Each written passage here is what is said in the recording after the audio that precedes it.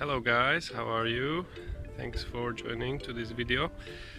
So let's talk about live-in care in the UK specifically. Some important facts.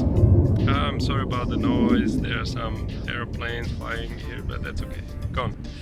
Alright, so important things you need to know, and some pros and cons and things that can happen and things that you can expect when you're going to do live-in care. So obviously our motivation for starting working as a live-in carer is different. Often it is we are without any experience in care, but we struggle to find job because we're underqualified. Obviously if we were qualified and had some good education behind, then we wouldn't go into live-in care, right? So people lose their jobs and then they accept anything. There's lots of care work available everywhere, especially in Europe and in the UK, so it's quite easy to get into it. So just get some training by an agency and then you can start and be placed with your first live-in client. So there are things that I can tell you from my own experience that can happen. You can be very lucky. An agency gives you a client and you get along with that person greatly and it's perfect match. This is very good, especially if this is a long-term placement, not a rotation, like 2 weeks on, 2 weeks off, or 1 week on, 1 week off. But if you are staying permanently and just taking time off when you need to go either to your country or when you take time off and you go on holiday. So if you are lucky like that, that's great, that's amazing. But sometimes it doesn't happen. So I'm talking now about situation when you don't have a choice, when you didn't choose your client. So you get someone who is maybe quite miserable or depressive or not very nice or has mood swings. All these kind of things can happen. This client is like that with you, or is very they can be often very difficult when it comes to food, because they provide your food, you get a food allowance usually through the agency. But of course you are hungry, you want to eat, you don't eat as little as these clients usually eat. They eat little, not as much as us healthy, able-bodied people. So they won't like it, they won't tell you, but it will be brewing inside of them. They are like, it's inside, they are unhappy because you wanted 3 slices of bread and not just 1 with butter and jam like them, but you want your ham and you want cheese and you want to have life. Because you have life, you are coming from life, and you need energy as well. So that can be a problem. The other problem, if client smokes, cigarettes, and you don't smoke, well, you here in this case you didn't have a choice, but sometimes you have a choice to choose a client if you're going privately, and ask them. Always remember to ask, do you smoke? If this is a problem for you, if in the real life you don't smoke, or you wouldn't live with someone who smokes, or who smokes in their apartment, inside or outside, don't accept that. There's plenty of work, plenty of clients everywhere, so you don't need to accept someone who smokes. Or when you are on the phone with someone, again, like private, let's say via Gumtree even, or something like that, you found someone looking for care. And this is a warning, if it is Gumtree or website like that, which is not specialized in care, I wouldn't be sure if it's private. Why do they post it on Gumtree? I mean, they could as well post it on eBay, right? This is not the right marketplace. They should go on live-in carejobs.co.uk or PA Pool, or be a bit more professional, obviously. People who know what they are looking for and they know what they are doing. So you have someone on the phone, maybe it's a mother of a client who is maybe has learning disabilities, they require live-in care for him. You feel like mother has very strong voice or something, maybe she's a smoker, right?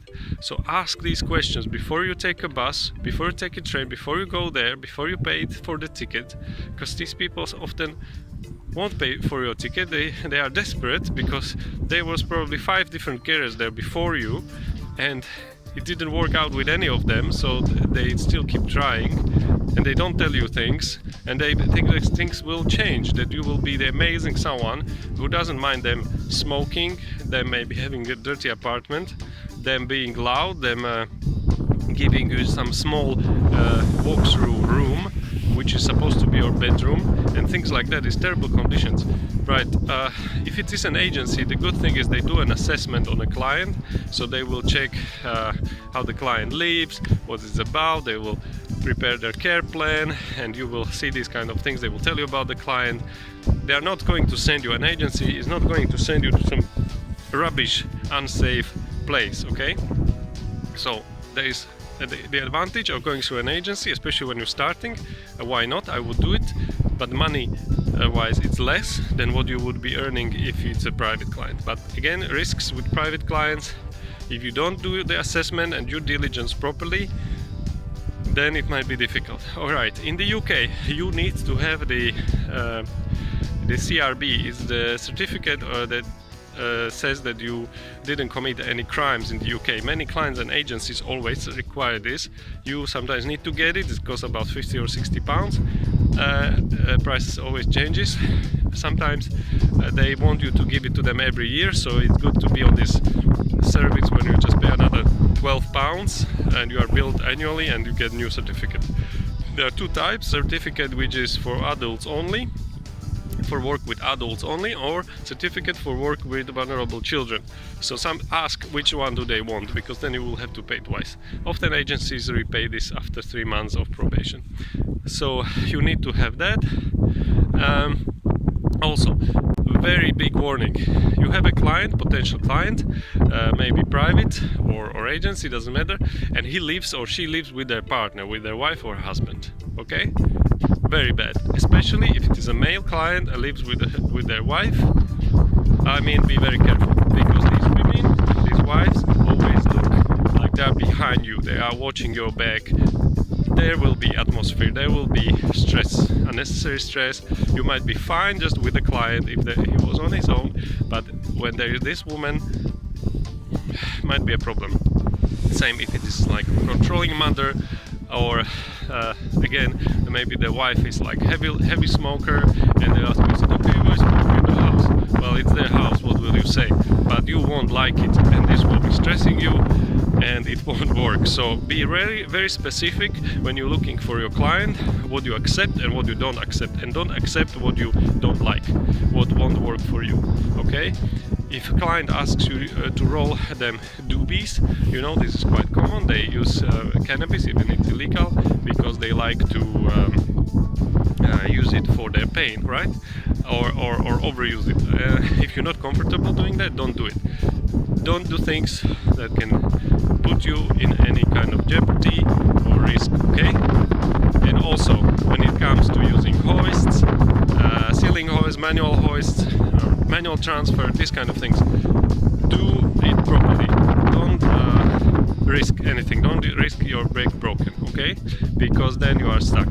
And I recommend again insurance. Fish insurance, for example, is good, cheap insurance you can get in the UK, and where you can be covered then if something goes wrong, if you create any damage to the client or to yourself.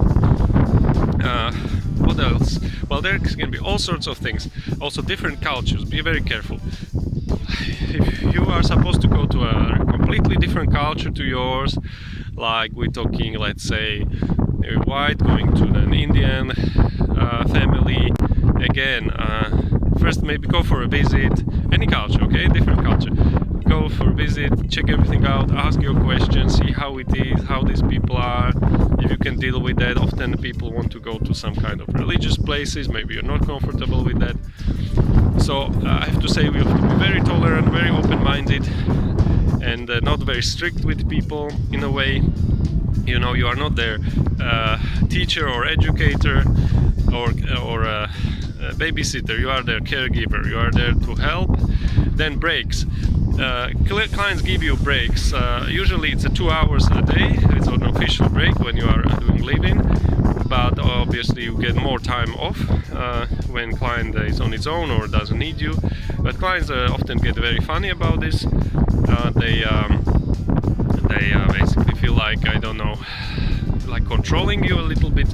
They don't want you to do nothing, to sit pretty. They want you to clean the house or do something. So you have to set these rules. You have to, you know, make sure the client sees that you have your voice, and then you are not being used too much, you know. You are there to do what you're supposed to do, you're doing your job, but not being overused.